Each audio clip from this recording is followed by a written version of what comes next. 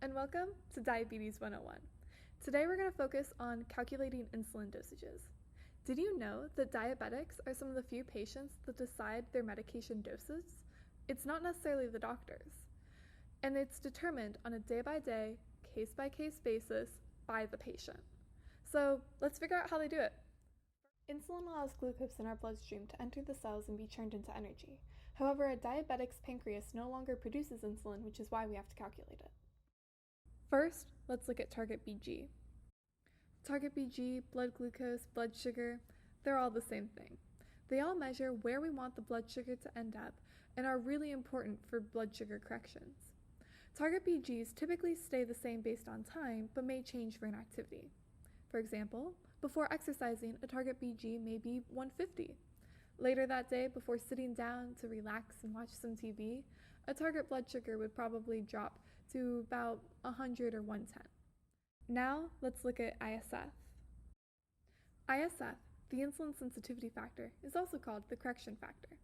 It measures how much blood sugar will change based on 1 unit of short-acting insulin. For example, a 1 to 100 ratio means that for every 1 unit of insulin, blood sugar will drop 100 points. But this can also be used in reverse. Take away 1 unit of short-acting insulin from a dose, and blood sugar will rise 100 points. As you can see, target BGs and ISF go hand in hand when it comes to correcting blood sugar. Next metric, carb ratios.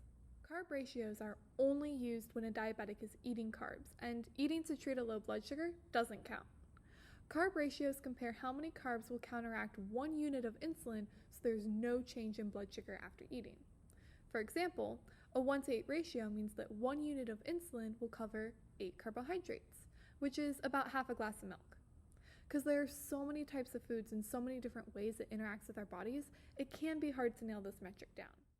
Now, time for an example. Jane has a blood sugar of 250 and wants to eat 30 grams of chips. Her target blood sugar is 100, ISF is 1 to 100, and a carb ratio of 1 to 10. Let's figure this out.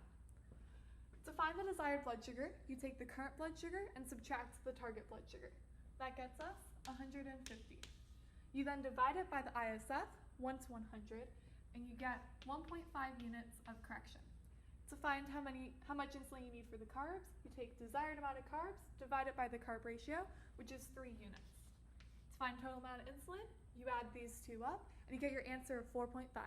Thanks for watching.